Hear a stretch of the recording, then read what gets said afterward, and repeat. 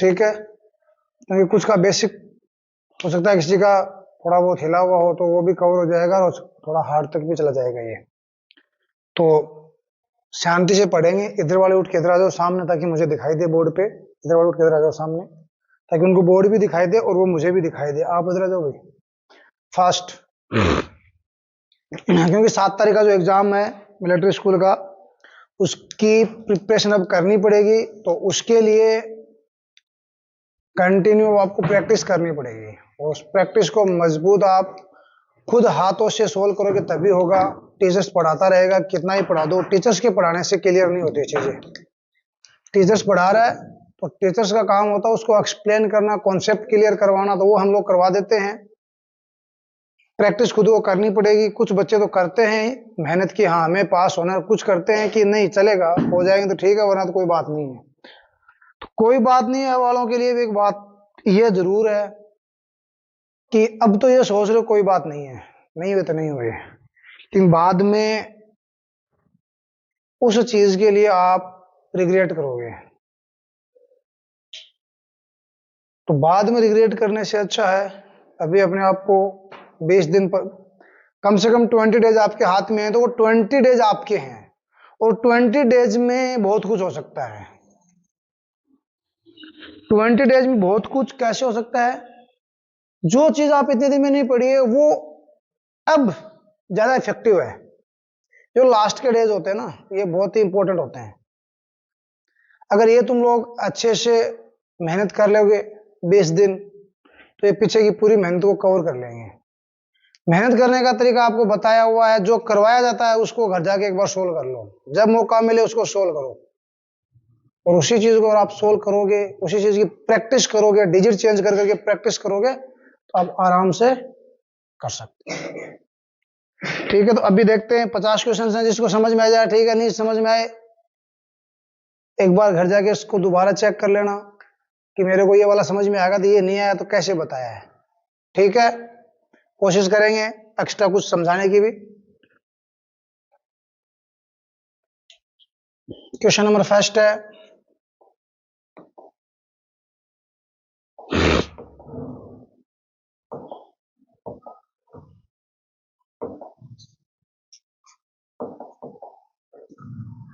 What is the value of 5/9 2/9? Easy सा question है। 5/9 plus 2/9, अगर नीचे का डिजिट अगर डिनोमिनेटर सेम है तो उसको आप ऐसा कैसा नीचे ले लो और न्यूमिनेटर को ऐसा कैसा, प्लस है तो प्लस कर दो और माइनस है तो माइनस कर दो। सिंपल सा काम है। डिनोमिनेटर अगर सेम हो तो डिनोमिनेटर को एलसीएम लो, ऊपर के डिजिट को डिटो, प्लस है तो प्लस कर लो और माइनस है तो माइनस कर लो, तो 7/9 आंसर हो जाएगा अपना ऑप्शन नंबर बी। अब मैं यहां से कुछ चीज और क्लियर कर देता हूं, थोड़ा सा ध्यान दोगे तो इसमें आपको बहुत कुछ अब कई सोचते हैं सर इतना इजी सा क्वेश्चन है। हाँ क्वेश्चन इजी सा है। अब इसके साथ में जो चीजें एक्सप्लेन होंगी वो चेक कर लो आप। अब आपको ऐसे ही फ्रैक्शन के अंदर असेंडिंग ऑर्डर और डिसेंडिंग ऑर्डर आता है ऐसे ही, तो यहां से आप चेक कीजिए असेंडिंग और डिसेंडिंग। आपके पास न्यूमिनेटर और डिनोमिनेटर होते हैं, दो चीजें। जब आपका न्यूमिनेटर सेम हो, अगर आपका न्यूमिनेटर क्या हो, सेम हो, तो डिनोमिनेटर जितना छोटा होगा उसकी वैल्यू उतनी ज्यादा होगी। अगर डिनोमिनेटर छोटा है तो वैल्यू ज्यादा होगी, डिनोमिनेटर बड़ा है तो वैल्यू कम होगी। किस कंडीशन में? जब आपका न्यूमिनेटर सेम हो, जब आपका न्यूमिनेटर सेम हो। यदि आपका डिनोमिनेटर सेम है, यदि आपका डिनोमिनेटर सेम है, उस सिचुएशन में न्यूमिनेटर जितना बड़ा होगा उसकी वैल्यू उतनी ज्यादा होगी और न्यूमिनेटर जितना छोटा होगा उसकी वैल्यू उतनी कम होगी। तो इसमें तो क्या हो जाता है कि डिनोमिनेटर है अगर वह लार्ज है,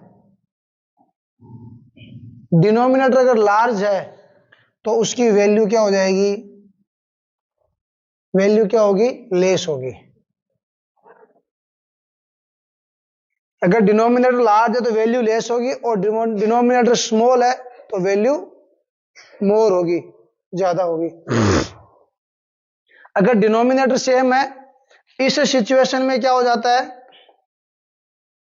डिनोमिनेटर सेम वाली सिचुएशन में क्या हो जाता है कि आपका न्यूमिनेटर है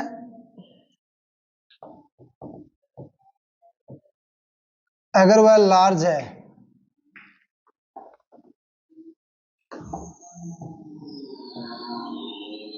तो आपकी जो वैल्यू है वह भी क्या होगी, लार्ज होगी, या आप इसको मोर बोल सकते हो, वैल्यू आपकी ज्यादा होगी। तो ये आपको असेंडिंग और डिसेंडिंग में काम आएंगे, डिनोमिनेटर सेम और अलग अलग में। समझ में आ गया?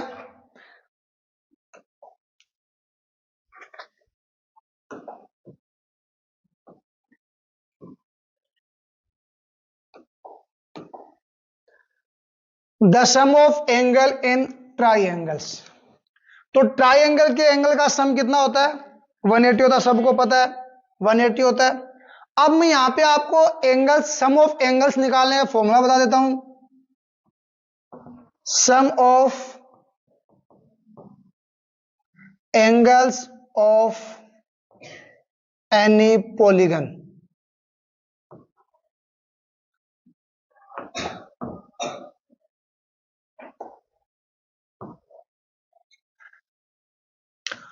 कोई भी पॉलीगन है उसके एंगल्स का सम निकालने का फॉर्मूला क्या हो जाएगा,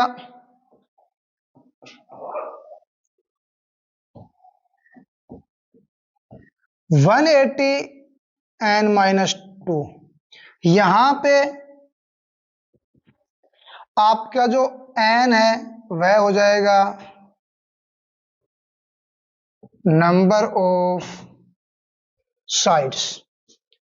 इंपॉर्टेंट ये नहीं था, ट्राइंगल का एंगल्स का सम कोई भी निकाल सकता है, किसी को भी याद होता है कि 180 होता है, बट इस चैप्टर के अब इसी क्वेश्चन के अकॉर्डिंग ये आपको इंपॉर्टेंट चीज मिल गई कि आपको कितने भी साइड का अगर एंगल्स है वहां आपको अगर फाइंड आउट करना है तो आप कैसे फाइंड करोगे।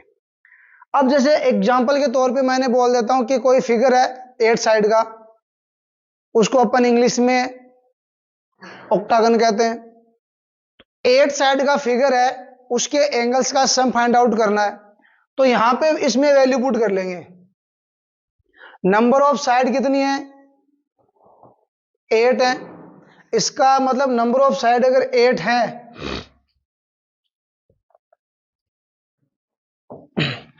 अगर नंबर ऑफ साइड आपके पास 8 है तो यहां पे आप वैल्यू पुट करो फॉर्मूले में 188 माइनस 2, 180 मल्टीप्लाई 6 और 18 6 जा 108 और 0 डिग्री, यानी 1080 डिग्री होगा ऑक्टागन के एंगल्स का सम। ठीक है, तो इससे एक चीज तो ये मिल गई आपको, ये क्वेश्चन आने से ये कॉन्सेप्ट आ गया क्लियर, सम ऑफ एंगल्स निकालने का, कितने भी साइड का पॉलीगन्स हो, 4 साइड हो, 5 साइड हो, 6 साइड हो, 8 साइड हो, कोई भी कितनी भी साइड का पॉलीगन्स हो, आपको उसकी वैल्यू निकालने का फॉर्मूला मिल गया। अब दूसरी चीज इसमें आपको क्या मिल जाएगी, इसी में मैं एक चीज और बताता हूं आपको कि रेगुलर पॉलीगन्स होते हैं उसके एंगल्स क्या होते हैं, सेम होते हैं, उनके एंगल्स का मेजरमेंट क्या होता है, इक्वल होता है। तो रेगुलर पॉलीगन्स क्या होते हैं,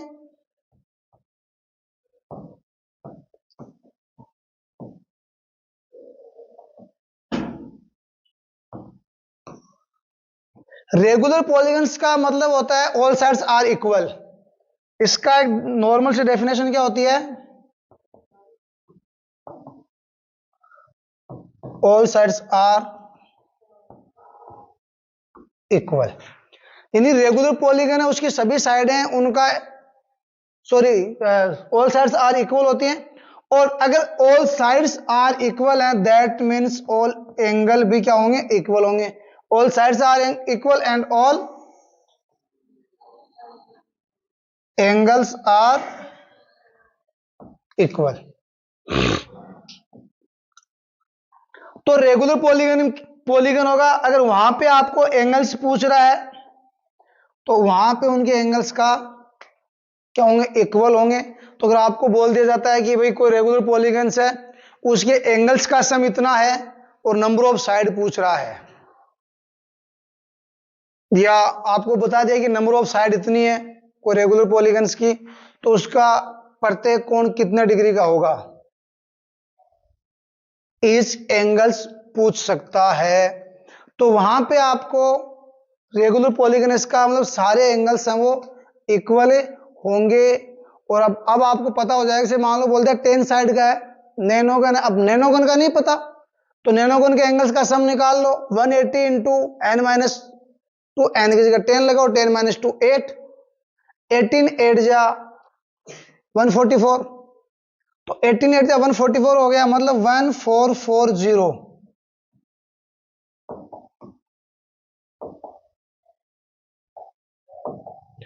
1440 ये आपके एंगल्स का हो गया। अब पूछ रहा है कि रेगुलर है, तो ईच एंगल कितने डिग्री का होगा,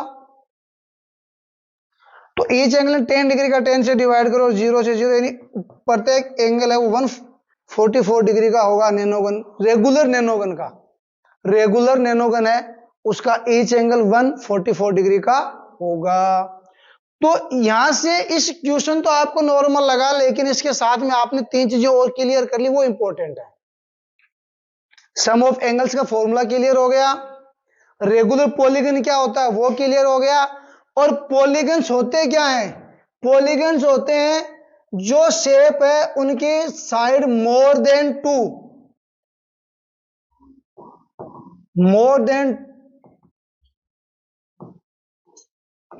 टू साइड्स, जो शेप होती हैं, यानी वे शेप जिनकी साइड 2 से ज्यादा हो। अब 2 से ज्यादा का मतलब 3 साइड से स्टार्ट हो जाते हैं, और 3 साइड बनते ही एक शेप बन जाती है। तो 3 साइड और 3 से ज्यादा वाले जितने भी फिगर्स आते हैं वो पॉलीगन्स में आते हैं। अब पॉलीगन्स के पार्ट को डिवाइड किया गया है, पॉलीगन्स के पार्ट को डिवाइड किया गया, 3 साइड वाले को ट्राइंगल बोल दिया, 4 साइड वाले को कोऑर्डिनेटर बोल दिया, 4 साइड वाले को क्या बोला, कोऑर्डिनेटर बोल दिया, और आगे वालों को नाम दे दिया अलग अलग, हेक्सागन, हेप्टागन, पेंटागन, नैनोगन, उनको नाम दे दिया। बट इन सबका एक ही अगर बोला जाएगा तो वो होगा पॉलीगन्स। अगर कंबाइंड इनके लिए बोला जाएगा तो वो क्या बोलेंगे, पॉलीगन्स बोलेंगे। ठीक है,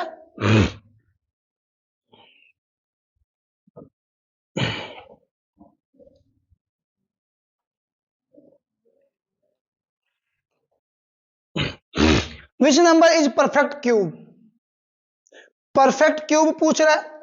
तो यहां पे देखो ये क्या है, 3 का स्क्वायर है, 4 का स्क्वायर है, 3 का क्यूब है और 9 का स्क्वायर है। परफेक्ट क्यूब पूछ रहा है, इसका मतलब परफेक्ट क्यूब ही हो गया, परफेक्ट क्यूब हो गया 27। अब यहां से ये क्वेश्चन तो चलो आपसे पूछे या ना पूछे, पूछ तो ये भी सकता है कि परफेक्ट क्यूब कौन सा निम्न में से या कौन सा नहीं है, which numbers is a perfect cube और which numbers is not a perfect cube, दोनों सिचुएशन है।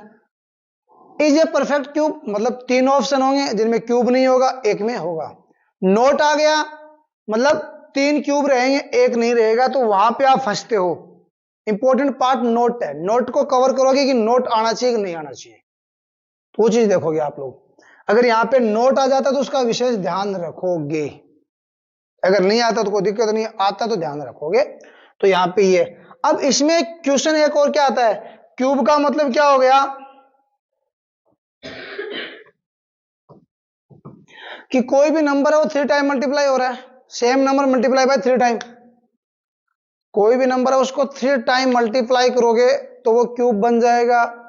अब क्वेश्चन ये आ जाता है कि जैसे कि आपको दे दिया एलसीएम एचसीएफ के अंदर एक क्वेश्चन आ जाता है, उसको बोल देता है कि कौन सा है जो परफेक्ट क्यूब होगा या परफेक्ट स्क्वायर होगा, या यहां पे कोई नंबर दे देता है और बोल देता है कि इसको किस नंबर से मल्टीप्लाई करें या किस नंबर से डिवाइड करें कि दिया गया परफेक्ट क्यूब या स्क्वायर बन जाए, किस नंबर से। तो यहां पे छोटा सा एक ज्यादा लंबी चौड़ी कहानी नहीं, छोटा सा क्या कि किस नंबर से मल्टीप्लाई करें या किस नंबर से डिवाइड करें। मान लो एग्जांपल के तौर पे मैंने यहां पे क्वेश्चन दे दिया और क्वेश्चन ये दे दिया कि यहां पे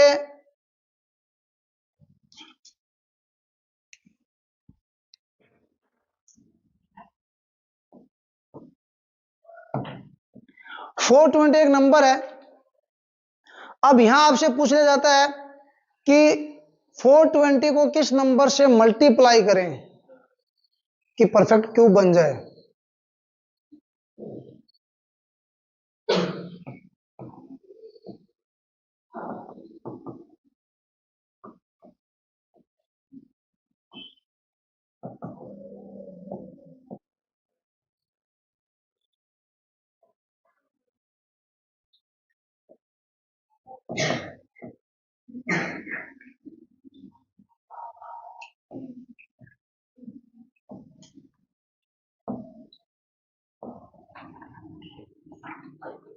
multiply by which numbers that it's make a perfect cube.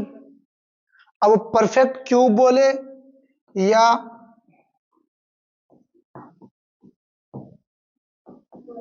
Perfect square बोले, प्रोसेस दोनों में सेम ही है।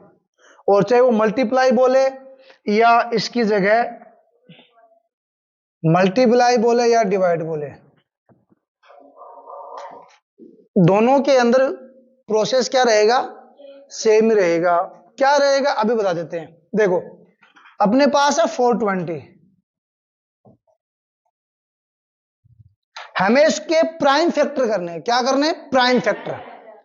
2 से डिवाइड करो 210, फिर 2 से डिवाइड करो 105, 3 से डिवाइड कर लो 35, 5 से डिवाइड करो 7 टाइम और 7 से डिवाइड करो 1 टाइम। अब देखो यहां पे अगर क्यूब की बात कर रहा है कि किस नंबर से मल्टीप्लाई करें, तो यहां पे आप चेक कर रहे हो कि 2 टाइम 2 आ रहा है तो एक 2 की कमी है। 3 1 टाइम आ रहा है मतलब 2 3 नहीं है।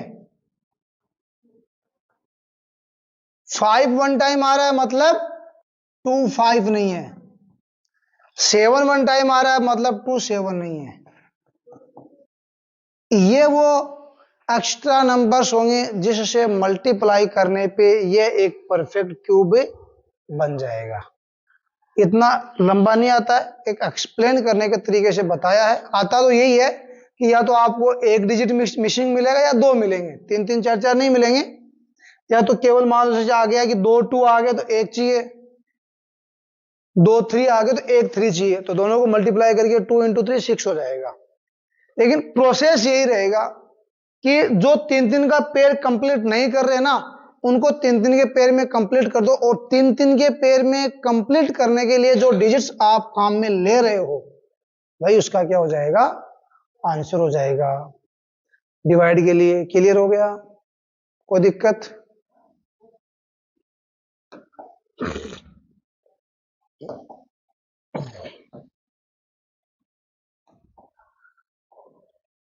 What is the square of 18? अब 18 का स्क्वायर फाइंड आउट करना होता है तो स्क्वायर आपको लर्न रखने बेटा, कम से कम आपको 40 तक के स्क्वायर है वो लर्न होने चाहिए, अप टू 40 तक के स्क्वायर है वो लर्न होने चाहिए। एग्जाम में कैलकुलेशन में ये आपका टाइम बचाते हैं, तो स्क्वायर क्यूब याद होने चाहिए। ये बहुत इंपॉर्टेंट पार्ट होता है मैथ्स में, जो आपको कैलकुलेशन के अंदर फास्ट कर देता है बाकी लोगों से, और वहीं आपका पेपर है वो सोल्व करने में मदद करता है, टाइम बचाता है आपका। तो उस टाइम मैनेज के लिए ये जरूरी है। तो 40 तक के स्क्वायर, 25 तक के क्यूब ये आपको याद होने चाहिए। 30 तक कम से कम टेबल्स तो याद होना चाहिए। तो 18 का देखो स्क्वायर क्या हो जाता है, 324। अब मान लो थोड़ा बड़ा आ गया, थोड़ा सा बड़े में 2 पार्ट बनते हैं। एक तो होता है जिसकी यूनिट प्लेस पे 5 हो, 5 on unit place, 5 on unit place, यानी कि यूनिट प्लेस पे 5 हो, तब कैसे किया जाएगा। तो 5 यूनिट प्लेस होने का मतलब ऐसे मान लो 75 है, इसका स्क्वायर पता करना है, 85 है उसका स्क्वायर पता करना है। तो ज्यादा कुछ नहीं करना, प्रोसेस सिंपल सा है कि यहां पे इसका स्क्वायर लिख दो, 5 का स्क्वायर 25, और इसको क्या करना है 7 और इसमें 1 प्लस करके 8 करके मल्टीप्लाई करो 56, और इस 56 को इसके आगे ऐड कर दो, ये 75 का स्क्वायर आ गया। 85, 5 का स्क्वायर यहां लिख दो, 8 में 1 प्लस करो 9, दोनों का मल्टीप्लाई करके यहां लगा दो, 7 2 2 5। तो अगर यूनिट प्लेस में 5 है तो ये वाला प्रोसेस अपनाओ, 5 का स्क्वायर करके लिखो और आगे वाले में 1 प्लस करके मल्टीप्लाई करके लिखो। अगर ये नहीं आ रहा, जैसे ये आ गया 88 का स्क्वायर आ गया, तो यहां पे आपके पास ऑप्शंस होता है कि भाई या तो ऑप्शन देख के कर लो, ऑप्शंस में भी नहीं समझ में आ रहा है तो इसको ए मान लो और इसको बी मान लो। तो यहाँ पे 8 का स्क्वायर पहले वाले का स्क्वायर हो जाएगा, यहाँ पे लास्ट वाले का स्क्वायर हो जाएगा, और यहाँ पे दोनों को मल्टीप्लाई करके डबल कर दोगे तो 64 यहाँ आ गया, 8 8 64 और 2 जा 128 और 64। प्रत्येक में से एक डिजिट उठाया जाता है, एक डिजिट नीचे ले लिया जाता है, बाकी का आगे प्लस कर दिया जाता है। तो 134 का 4 आ गया, 13 यहां पे ऐड हो जाएगा, तो 7 7 7 7 4 4, ये 88 का स्क्वायर हो गया। तो ये स्क्वायर निकालने का आपके दो मेथड्स हो गए। याद है बहुत अच्छी बात है, नहीं याद है तो ये दो मेथड्स आप उसमें काम में ले सकते हो। क्लियर हो गया? अपनी ऑनलाइन क्लासेस लेने का फायदा यही होगा बेटा, आपको जिसको समझ में नहीं आया दोबारा चेक कर लेना। इसमें आपको बेनिफिट ये मिल जाएगा कि पढ़ाते टाइम पे अगर कोई चीज मिस हो गई है तो यहाँ पे वो कवर हो जाएगी। तो यहाँ नहीं समझ में आए पूछ लेना, फिर भी नहीं आए घर जाके एक बार इसको चेक कर लेना वीडियो को, वहां समझ में आ जाएगा। 2-3 बार चेक कर लोगे तो आ जाएगा समझ में, बहुत इजी है, ज्यादा कोई टफ नहीं है।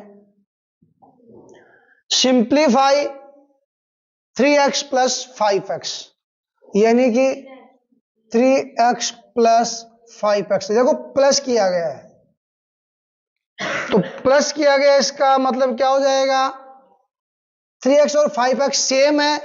इनका देखो वेरिएबल अगर सेम है,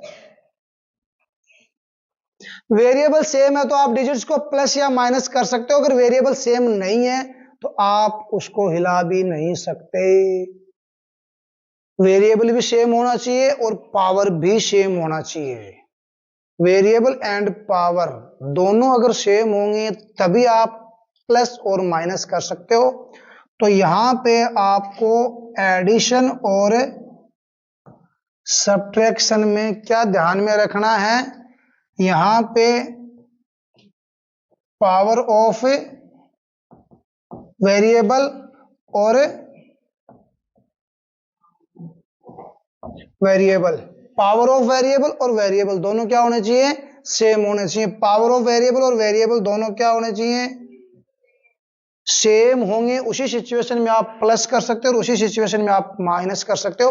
अगर आपकी वेरिएबल सेम नहीं है, वेरिएबल सेम नहीं है, पावर सेम है, तब भी नहीं कर सकते। और अगर आपका वेरिएबल सेम है बट पावर सेम नहीं है तब भी आप उसको प्लस नहीं कर सकते। तो इनका वेरिएबल भी सेम है और पावर भी सेम है, तो 5 और 3 8 हो जाता है और x 8x आंसर आ जाएगा। अब मान लो अगर इसी क्वेश्चन में 3x स्क्वायर होता और प्लस में 5x होता तो आपका आंसर यही होता। ये आगे सोल्व नहीं होगा क्योंकि इसमें तो पावर 2 है, इसमें नहीं है, इसमें पावर 1 है, इसलिए ना तो ये ऐड होगा। और अगर इसी सिचुएशन को अगर मैं ऐसे कर दूं -5x तो इसका आंसर भी यही होगा, आगे ये भी सोल्व नहीं होगा बिकॉज इट्स पावर और डिफरेंट। पावर क्या है इसकी अलग है। तो अगर पावर सेम नहीं है तब भी आप प्लस माइनस नहीं कर सकते और अगर वेरिएबल सेम नहीं है तब भी आप प्लस माइनस नहीं कर सकते उसको उतना ही छोड़ोगे। इस चीज को गांठ बांध लेना। क्लियर हो गया?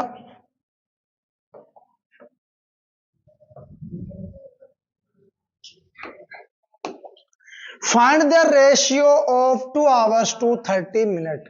रेशियो फाइंड आउट करना है। तो रेशियो के अंदर क्या हो जाता है कि वैल्यू दोनों की यूनिट सेम होनी चाहिए।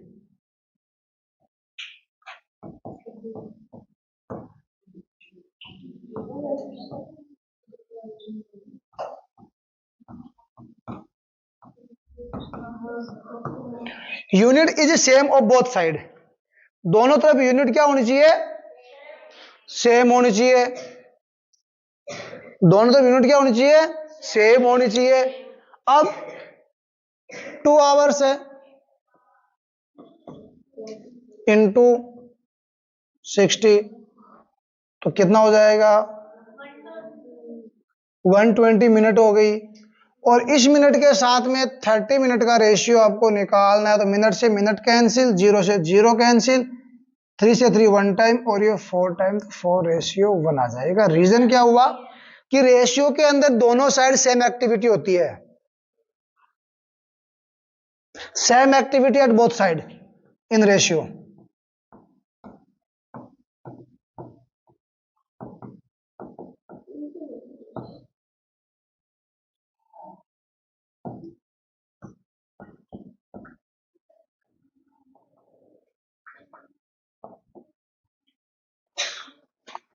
Same activity at both side in ratio. दोनों तरफ सेम एक्टिविटी होगी। एक तरफ आप 2 से डिवाइड कर रहे हो तो दूसरी तरफ भी 2 से करो। एक तरफ आप 5 से डिवाइड करोगे, दूसरी तरफ भी आप 5 से डिवाइड करोगे। तो दोनों साइड क्या होनी चाहिए? सेम एक्टिविटी होनी चाहिए। क्लियर है?